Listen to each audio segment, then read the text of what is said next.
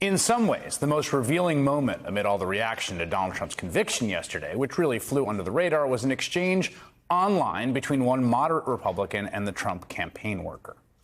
It started with former Maryland Republican Governor Larry Hogan. He's now running for Senate in that state, and he left office, very popular in Maryland, a very blue state, and his presence in the race as a Republican nominee creates a real issue for the Democrats. It expands the map for Republicans. Democrats now have to spend money on that race. Obviously, a guy like that is going to have to distance himself from Trump, who's very unpopular in Maryland. And so he sent out a very carefully worded post saying, quote, "Regardless of the result, I urge all Americans to respect the verdict and the legal process." And you see how deft this was when you look at the timestamp, 4:52 p.m., right in the sweet spot, minutes after it was announced that a verdict had been reached, but several minutes before the verdict was read. This was the response Larry Hogan received from a top Trump campaign official, Chris LaCivita. "You just ended your campaign. You, Republican governor, who dared to speak the very basic American tenet before a verdict, we should respect the legal process. You are done." This was just part of the sort of mob-style pressure campaign on Republicans to stand behind the felony-convicted candidate.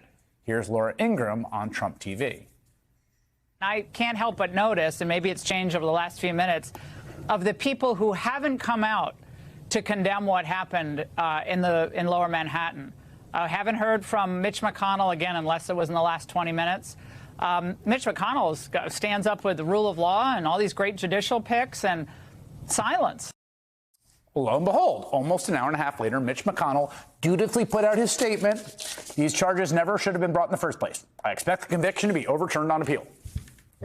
This enforcement operation is happening because the Trump people and the Fox people and most of the people in the upper echelons of the party understand the only way to really bring Trump down to end his political career is if Republicans turn against him. As long as they stay unified, no matter what he does, no matter how abhorrent or how dangerous or how criminal or how vile, no matter how much of a threat he is to the nation, if they all band together, then in a polarized landscape, they could basically keep him afloat and make it essentially a coin toss. That is why they dressed up like him during the trial, have rushed to debase themselves in cringe-inducing fashion on any live TV camera they can find. So this is like the Soviet-style thing. Show me the person, and I'll show you the crimes. This was a political smear job. This was an attack job. This is what you see in banana republics. This is the quintessential show trial. This is what you see in communist countries. This is the most outrageous travesty I've ever seen. And the problem here is Democrats have crossed this line. This is a justice system that hunts Republicans while protecting Democrats. This was certainly a hoax, a sham. Brian, yesterday was a sad day for America. You had a partisan witch hunt in New York. This is a total travesty. I mean, we should not mince any words here. This is an extremely dangerous day for our country. Do we want to become a country where we try to jail our political opponents? The justices on the court, I know many of them personally, I think they're deeply concerned about that as we are. So I think they'll set this straight.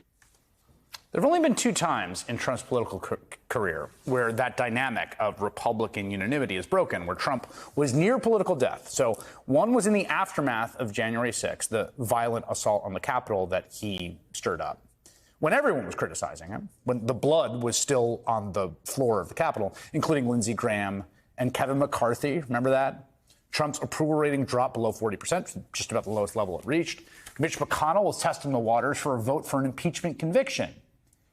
If it had not been for that man, Mitch McConnell's abject, enduringly pathetic cowardice, and McCarthy's relentless quest to have the third shortest speakership in history, not to mention the legitimate fear Republican senators had for their families about violence, we wouldn't have this issue now. They could have just voted to convict him and bar him from future office.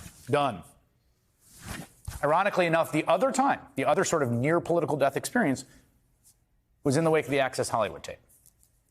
And just about every elected Republican tried to distance themselves and criticize him.